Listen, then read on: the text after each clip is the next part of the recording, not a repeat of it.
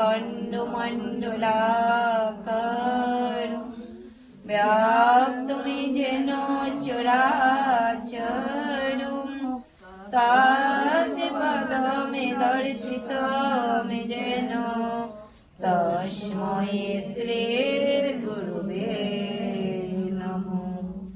গুরু ব্রহ্মা গুরু বিষ্ণু গুরুদেব মহেশ্বর গুরুদেব পরম ব্রহ্ম তস্मै শ্রী গুরুবে নমঃ।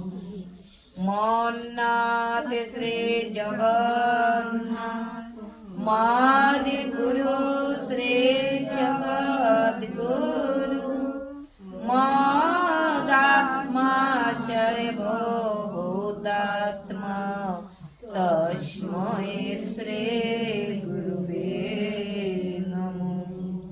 হে কৃষ্ণ করুণা সিন্ধু দীনবন্ধু জগৎপতে গোপেশ গোপিকা কান্ত রাধাকান্ত নমস্তুতে। তপ্ত কাঞ্চন গৌরাঙ্গী রাধে বৃন্দাবনেশ্বরী বৃষভানুসুতে দেবী প্রণমামি হরিপ্রিয়ে। বাঞ্ছাকল্পতরুভ্যশ্চ কৃপা সিন্ধুভ্যেব চ পতিতানাং পাবনেভ্যো বৈষ্ণবেভ্যো নমো নমঃ। জয় শ্রীকৃষ্ণ চৈতন্য প্রভু নিত্যানন্দ শ্রী অদ্বৈত গদাধর শ্রীবাসাদি গৌরী ভক্ত বৃন্দ। হরে কৃষ্ণ কৃষ্ণ কৃষ্ণ হরে হরে হরে রাম রাম রাম হরে হরে। হরে কৃষ্ণ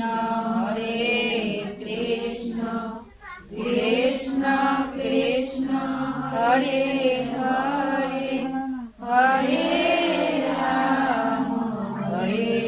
রাম রাম রাম হরে হরে। হরে কৃষ্ণ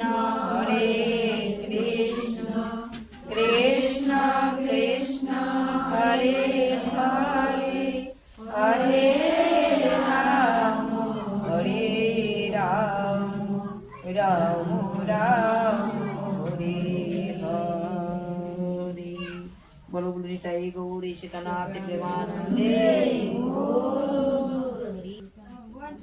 কৃষ্ণ নাম বজ জীব আর সব নিচে পলাইতে পথ নাই জম আছে পিছে।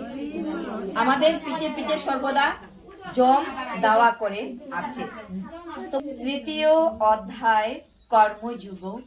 অর্জুন উবাচ জয়সি চেত কর্মণস্তে মতা বুদ্ধি জনার্দন তৎ কিং কর্মণি গুরে মাম নিয়োজেসি কেশব।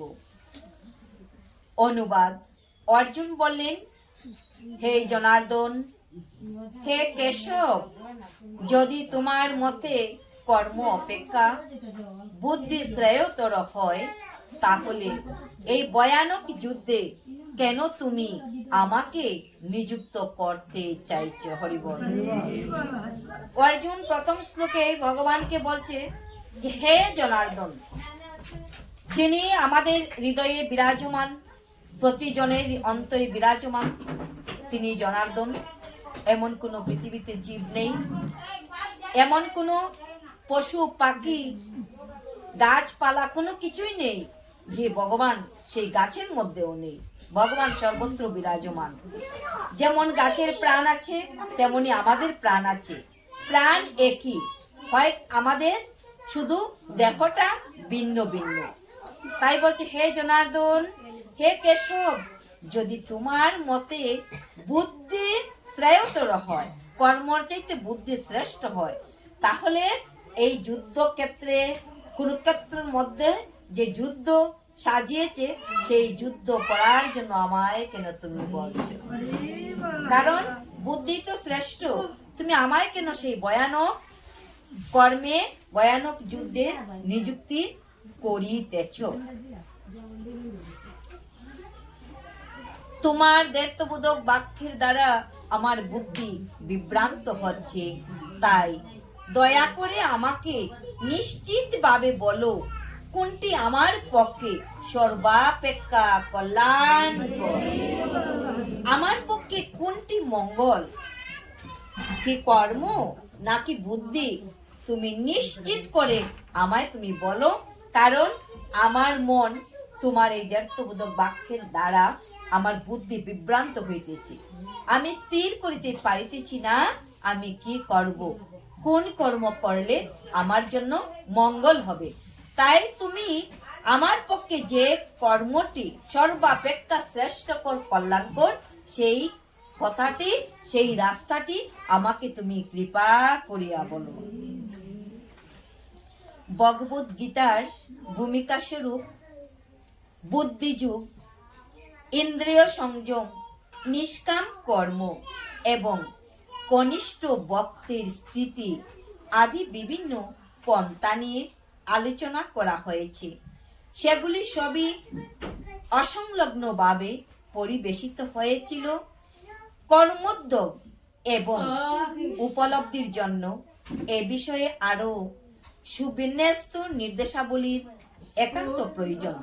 সুতরাং অর্জুন আপাত বিভ্রান্তিকর বিষয়গুলি আরো সরল করতে চাইছেন, যাতে সাধারণ মানুষেরা কোনো রকম অপব্যাখ্যা ছাড়াই সেগুলি গ্রহণ করতে পারে। যদিও কথার জাল বিস্তার করে অর্জুনকে বিভ্রান্ত করার কোনো উদ্দেশ্যই শ্রীকৃষ্ণের ছিল না, কিন্তু নিষ্ক্রিয়তা অথবা সক্রিয় সেবা কোনোভাবেই অর্জুন কৃষ্ণ ভাবনামৃতের পন্থা অনুসরণ করতে পারছিলেন না। তো এখানে আমরা বুঝতেই পারছি যে অর্জুন বিভ্রান্ত হয়ে পড়েছিল।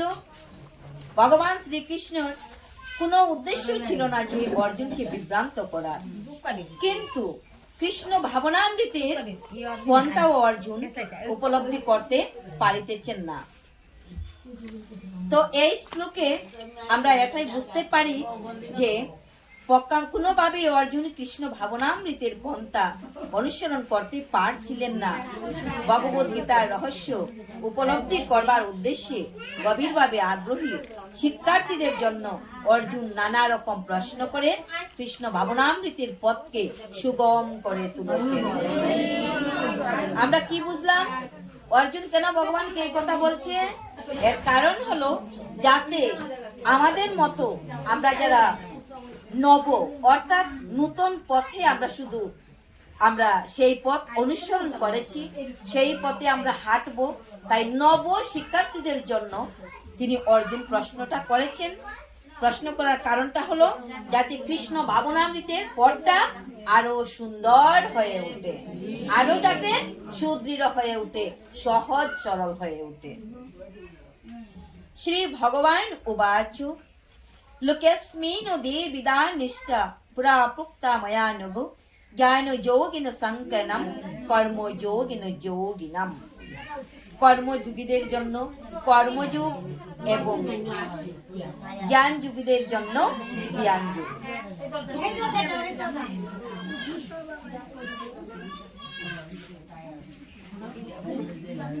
এখন পরমেশ্বর ভগবান বলেন, হে নিষ্পাপ অর্জুন।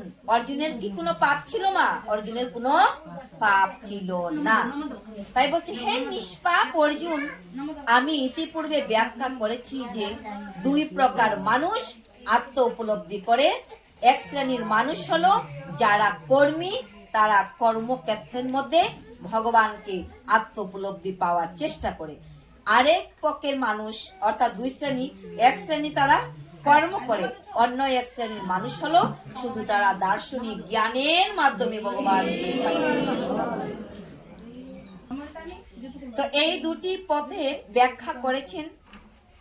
সেই বিষয়টি আরো স্পষ্টভাবে ব্যাখ্যা করেছেন সাংখ্য যুগ চেতন অজড় প্রকৃতির বিশ্লেষণমূলক বিষয়বস্তু। সাংখ্য শব্দের অর্থটাই হলো চেতন, অর্থাৎ নিজেকে নিজে জানা, নিজেকে নিজে চেনা। আমরা অচেতন আছি, তাই নিজেকে সচেতন করার জন্য ভগবান শ্রীকৃষ্ণ এই সাংখ্য যুগ সম্পর্কে অর্জুনকে বলেছেন। যে সমস্ত মানুষ পরীক্ষা নিরীক্ষা সম্মত দার্শনিক তত্ত্বের মাধ্যমে জ্ঞান আহরণ করতে চায়, তাদের বিষয়বস্তুই হচ্ছে সাংখ্য যুগ। অন্য পন্থাটি হচ্ছে কৃষ্ণ ভাবনামৃত বা বুদ্ধিযুগ।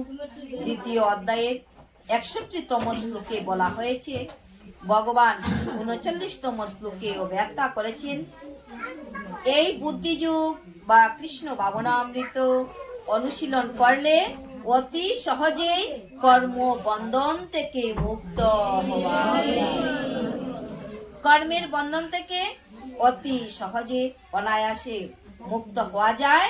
তাই সেই রাস্তাটি, সেই পথটি হলো কৃষ্ণ ভাবনামৃত সঙ্গ, যে সঙ্গের মাধ্যমে আজ আমরা সকল ভক্ত এক স্থানে উপনীত হইতে পেরেছি, যে সঙ্গের মাধ্যমে আজ আমরা এই নব বৃন্দাবনে আসতে পেরেছি।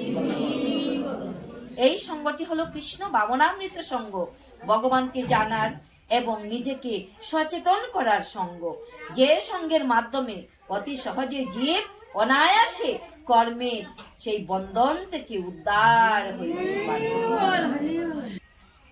ন কর্মণাম অনারম্ভাত নৈষ্কর্মং পুরুষো অশ্নুতে ন চু সন্ন্যাসৎ এব সিদ্ধিম সমধিগচ্ছতি।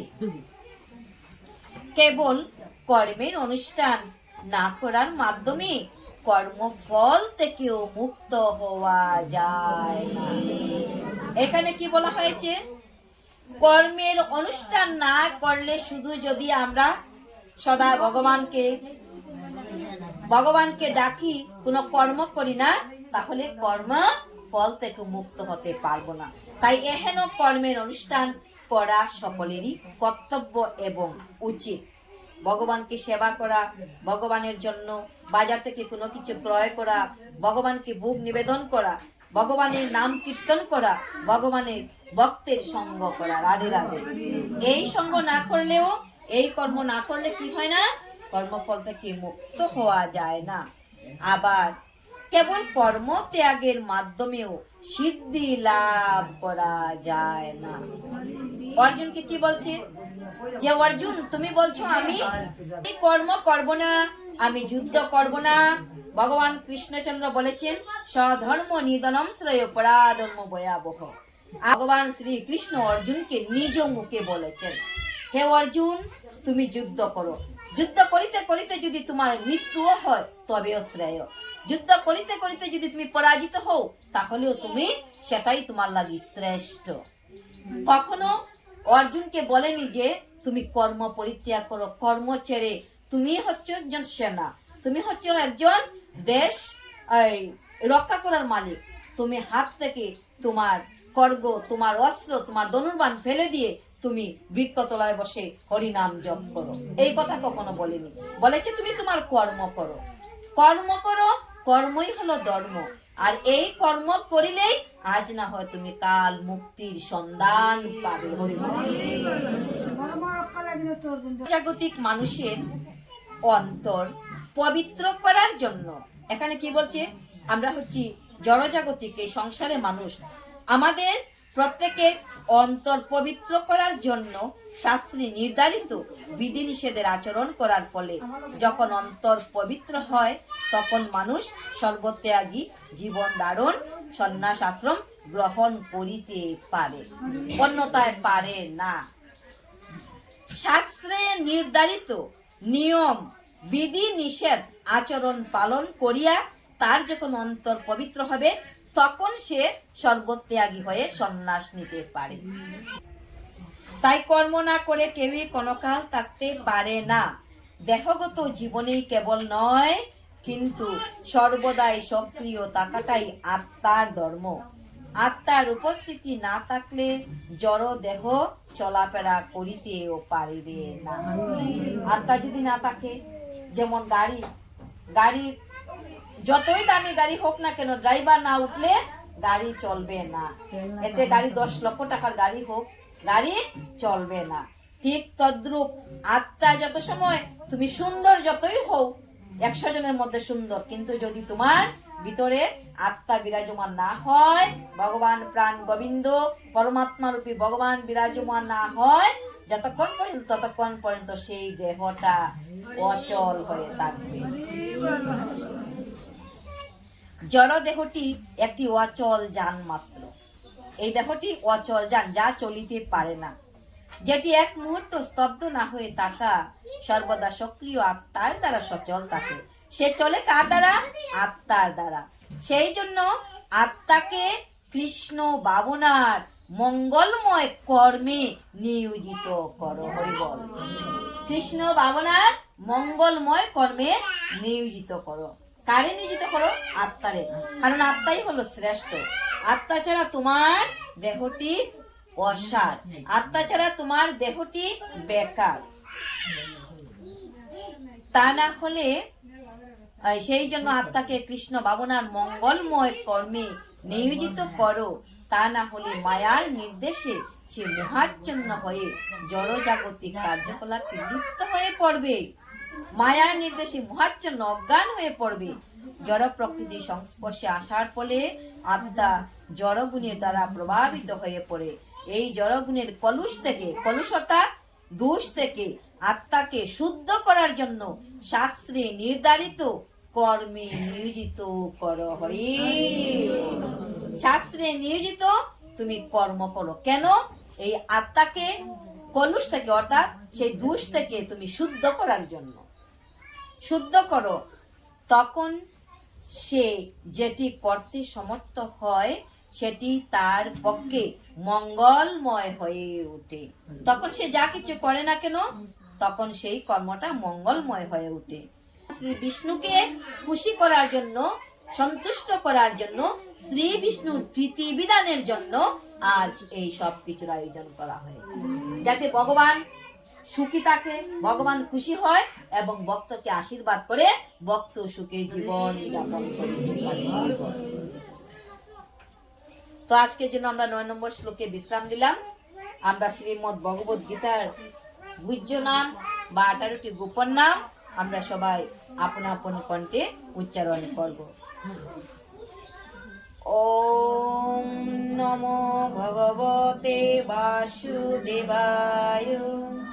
ওম নমো ভগবতে বাসুদেবায়। ওম নমো ভগবতে বাসুদেবায়। ওম শ্রী শ্রী পরমাত্মনে নমো নমঃ। ওম শ্রী শ্রী পরমাত্মনে নমো নমঃ। অত শ্রীমদ্ ভগবদ গীতার গুহ্য নাম। গীতার 18টি গুহ্য নাম আমরা সংক্ষেপে সবাই বলবো। শুধু 18টি নাম আমরা আপন আপন কণ্ঠে উচ্চারণ করব। যে নামগুলি আমরা নিলে সমন পলায় দূরে, সেই নাম আমরা উচ্চারণ করব। শ্রীমদ্ ভগবদ গীতার 18টি গুহ্য নাম বা গোপন নাম, সেই 18টি নাম আমরা যে যেখানে আছি সেখান থেকে আমরা আপন আপন কণ্ঠের মাধ্যমে আমরা উচ্চারণ করব। গঙ্গা, গীতা, সাবিত্রী, সীতা, সত্তা, পতিব্রতা, ব্রহ্মাবলী, ব্রহ্মবিদ্যা, ত্রিসন্ধ্যা, মুক্তিগেহিনী, অর্ধমাত্রা, চিদানন্দা, ভবগ্নি, ভ্রান্তিনাশিনী, বেদত্রয়ী, পরানন্দা, তত্ত্বার্থ জ্ঞান মঞ্জুরি। ओम यदक्षरं परिभ्रष्टं मात्राहीनं च यद्भवेत् परिणाम भवतु तत्सर्वं तत्प्रसादात् सुरेश्वरः। ओम शांति ओम शांति ओम शांति शांति शांति। बोलो श्रीमद् भगवद गीता प्रीति प्रेमानंदे।